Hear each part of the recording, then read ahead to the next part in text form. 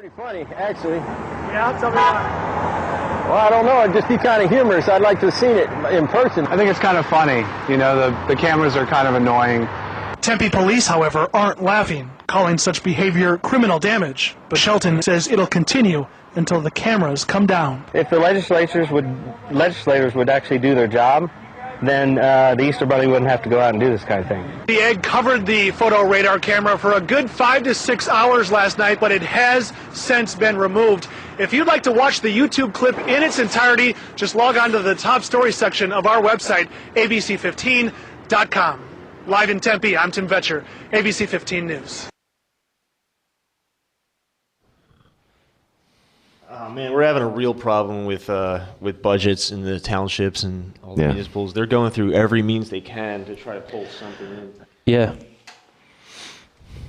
But I like looking at the core issue here. I mean, like, really, why are all these townships bankrupt? Why are they having to cut everything? Waste. Banker bailout. And yet they're still raising taxes. A lot of wasteful spending, too. A lot of people complain that the taxes are so high, and I think we need governments to do stuff for us, but where's all this money going? That's a good question.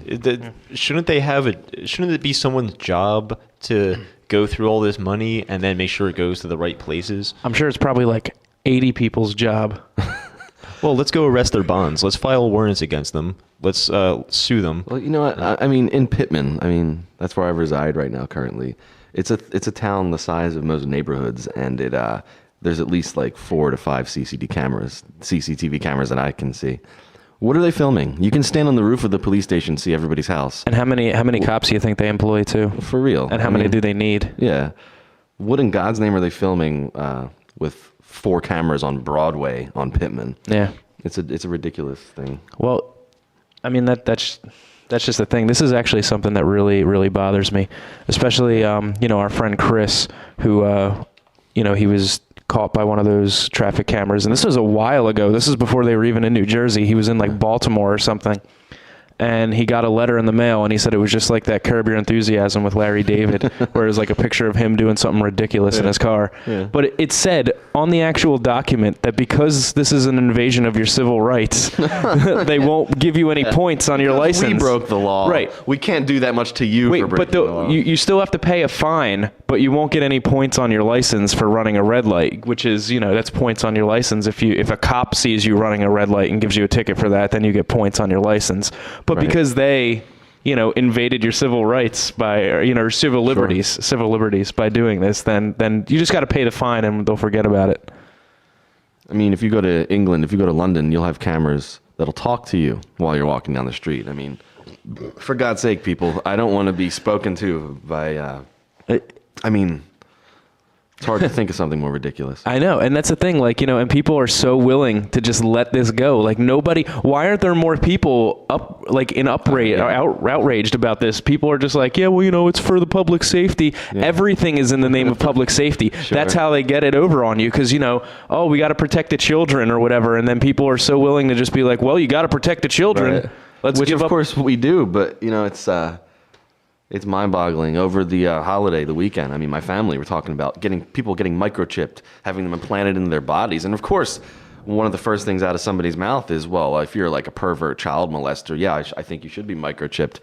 Well, that's all fine and good. And you're going to be hard-pressed to find me defending a perverted child molester. But at the same time, we know that the strategy of these people who have always wanted to monitor and surveil their people, catalog us. Okay, let's get into pervert child molesters. Why do you think people end up like that? What kind of social conditions must exist to cause these bad apples to actually do such unspeakable acts? I think it's an element of, I think you're going to have psychopaths. There's no way to avoid it completely. However, I would say that it's definitely exacerbated by our oversexed culture and other elements that I'm not going to argue cause the problem, but I'm going to say definitely make it worse, kind of like salt in the wounds, Absolutely. Yeah. I'm talking. All right, what do you guys think? Let's get into some music. You want to play a track? Yeah, let's rock out a little bit. All right.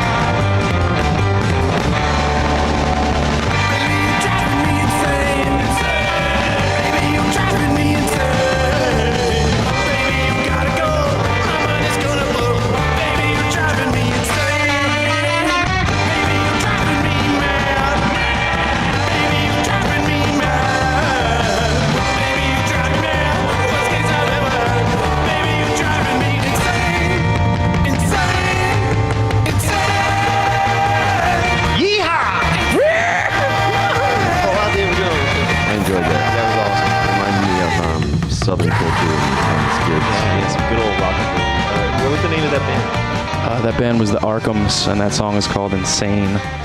The Arkhams. That's pretty cool. How'd you find out about them? I found out about them in this video game called Wet. They're on the soundtrack. Nice. It's a video game. It's like a Tarantino movie. You're just this chick with handguns, and you just run around and just kill waves and waves of people. And you're listening to that You know what? while you're killing people. And that song is playing while you're sick killing bastard. people. Well, and you know what the thing is that the best way I can equate it to people who really maybe don't know anything about video games, it's like Tony Hawk Pro Skater of death, because the idea is to chain all these combos, because like she can run up walls and like slide under shit. Okay. So like, you know, it's like you have to do all these tricks while killing people. You can't just kill people. You got to be acrobatic. Right. Well, you know, because killing people is boring now. You have to do it in a Play it special out. way. Yeah. About video games, have you played Face Breakers? I believe it's called. No. Like a boxing game on like 360. Awesome. It's just completely. It's just over the top ridiculous. I don't know if you remember. What was it, like Punch Out? Not the Tyson one, but the Dreamcast boxing game. No, I don't remember that one. Just ridiculous, cartoonish, absolutely Like just violent. Yeah. I'm down with that. I love it. I love over the top violence. All right, can we talk about death for a second? Sure, bum us out. Yeah, we were just talking about it, I guess, in a way. Did you know there's no such thing as dead matter? Is that a fact? Speak to that. There is no subject. There is no object that was not formed by consciousness itself, and each consciousness, regardless of its degree, rejoices in sensation and creativity. You cannot understand what you are unless if you understand such matters. Expand on that. I'm sorry. For convenience sake, you close out the multidimensional inner communications that leap between the tiniest parts of your flesh. Well, maybe you do, but I don't. Yet, even as physical creatures, you are, to some extent, a portion of other consciousnesses. There is no limitations to the self. There are no limitations to its potentials. You can adopt artificial limitations through your own ignorance, however. You can Word. deny, but you cannot change the facts. The personality is multidimensional, even though many people hide their heads, figuratively speaking, in the sand of three-dimensional existence and pretend there is nothing more.